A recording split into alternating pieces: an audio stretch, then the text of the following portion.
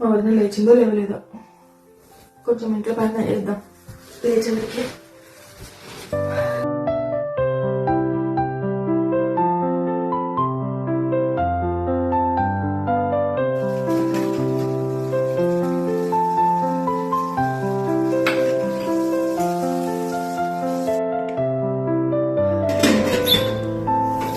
ఇడ్లీ కూడా రెడీ అయిపోయింది. ఇల్లంతా పని అయిపోయింది. మా వదిన లేవగానే ఇడ్లీ పెట్టిచ్చేస్తే తినేస్తుంది. ఇప్పుడే తెల్లారిందా? ఇల్లేంటి ఎంత క్లీన్గా ఉంది? సింక్లో కూడా పోలేవు. ఇదేంటి